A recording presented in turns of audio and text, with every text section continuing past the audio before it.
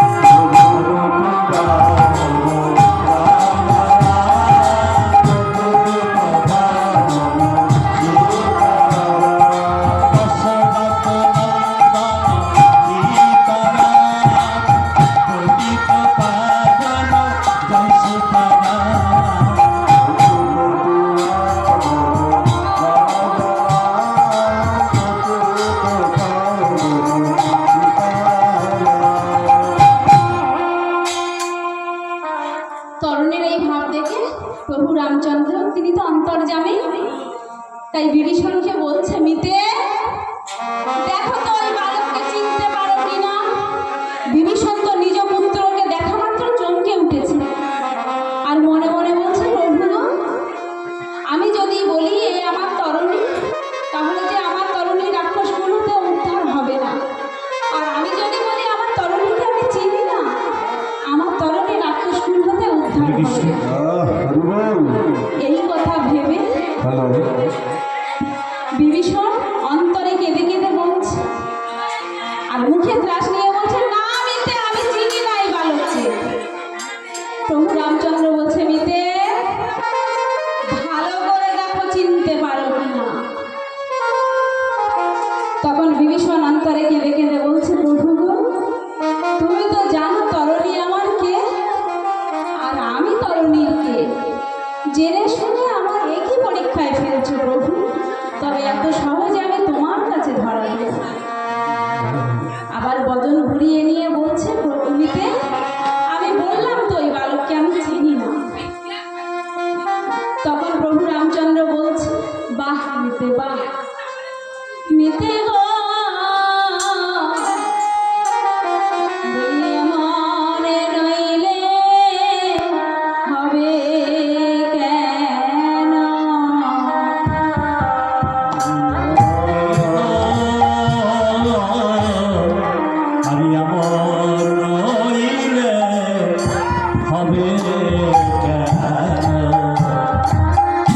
ওই না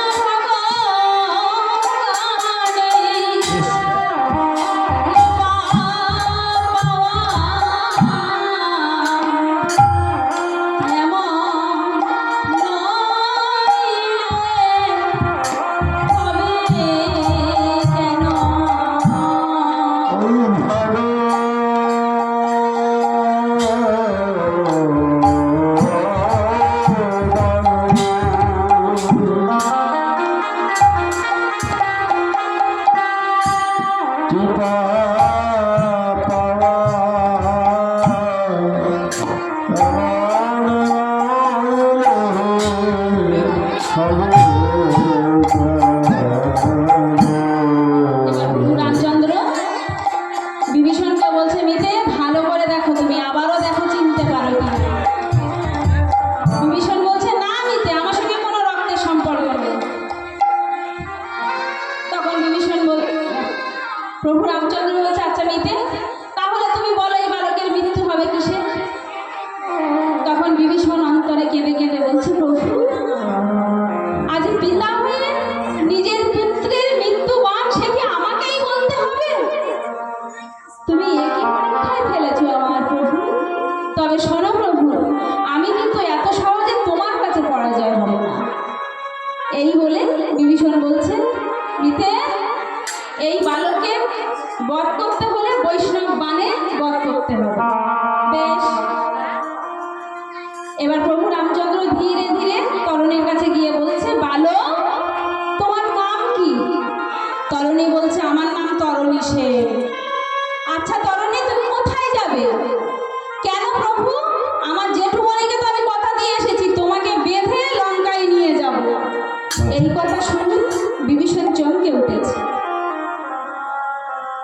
আর প্রভু রামচন্দ্র তরুণীকে বলছে, তরুণী তরুণী গো যাও যাও তুমি ফিরে যাও তরুণী, কোনে কাঙালিনীর কোলে শূন্য করে এসেছে, সেই অভাগিনীর কোলে তুমি ফিরে যাও।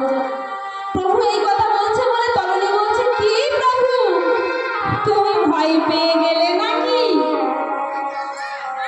আর বিভীষণ তখন প্রভু রামচন্দ্রের হাত ধরে টেনে নিয়ে চলে আসছে, বলছে, দেখেছো প্রভু ও কিন্তু তোমার শত্রু, তুমি ওকে বধ করো।